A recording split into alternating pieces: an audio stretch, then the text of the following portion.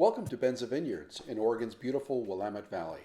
This continues our In the Vineyards series, and today we'd like to talk about the making of traditional method sparkling wine.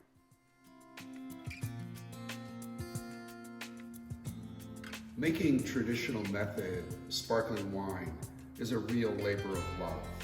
There's a whole lot of steps and a whole lot of years involved.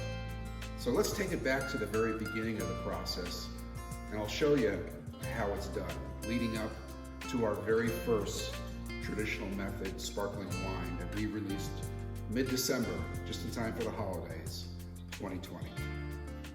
As with any wine, it starts with the harvest. And our sparkling wine is a mix of Chardonnay and Pinot Noir.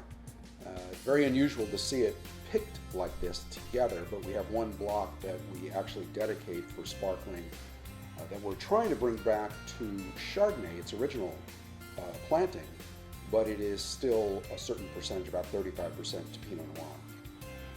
After harvest, we start the process by making base wine. This is a period that goes on for about 6 months. The French call it assemblage, the blending of the varietals that will go into the finished product. We then put that finished wine into bottles that you see here. But it's got something in addition to the base wine itself. It's got the liqueur de tirage, which is a combination of sugar and yeast, because we want to start the secondary fermentation in the bottle. And it's that secondary fermentation that sets apart sparkling wine made in the traditional method from others. Here you see the dead yeast cells well after the secondary fermentation was done. And while that looks ugly, it's that ugly dead yeast that actually gives sparkling its unique flavor. So here we are, almost 3 years later, and more than 3 years after that harvest of 2017, and we're about to disgorge, which is the next step in the process, our 2017 sparkling. Well, we're coming up on that final stage, disgorging. But before we do that, we have to determine what level of sweetness this wine is going to have. So we have to do blending trials. And in those blending trials, in this case, we tried out 4 different mixes. 0 dosage, 0 sugar that is, 5 grams per liter, 8 grams per liter, and 12 grams per liter. We decided, and it was almost universal, that 8 grams per liter was the winner. Weeks before actually disgorging, we put the bottles almost upside down into French oak riddling racks. This is really old school. It's not done this way anymore in automated lines. They use riddling cages. But this works perfectly well. It's worked for centuries. And the reason the bottles are upside down is so we want those yeast lees to assemble into the neck of the bottle. And we're going to freeze those bottles in that unit that's wrapped in white right now, which is a neck freezer, which will chill down to 25 degrees below 0 centigrade. And that will start the whole process of freezing that yeast plug and then popping it out.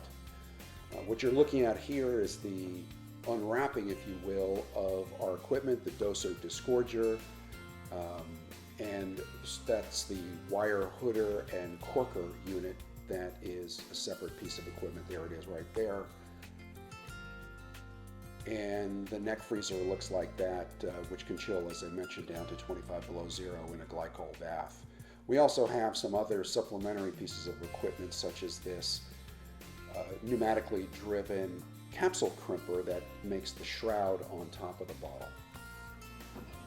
Showtime, it's disgorging day. The first step is to pop that cap and have that frozen yeast plug spit right out. That bottle on the right is actually a dosage bottle, adding additional wine and the desired level of sweetness to a precise measure. Then over it goes to the next station, which is the mushroom corker. It applies the cork, but you notice it doesn't go all the way in. That happens right next to it with the wire hooder as it gets pushed up and into place. From there, it goes over for a wipe down and a visual inspection under a light to make sure that we've got the dissolved solids, the sugar that we added in there. So it's just a visual quality check control. There you can see it pretty easily. That will dissipate within literally seconds and just dissolve into the solution itself. Once the bottles are completed, they're carefully placed back into the tirage bins in a certain type of pattern, and that's to get them ready for the next step, which is the labeling and placing of the shroud over the top, that top capsule, for which you saw the encapsulator before. And the last part is tasting. Does it look right? Is the color what we expected? Is the carbonation what we expected? And it is certainly what we expected. Our first traditional method sparkling wine of our 2017 vintage. If you've enjoyed this video, please hit the subscribe button. It really helps grow our channel. And by all means, come and check us out at benza.com. Until the next video, take care. Bye-bye.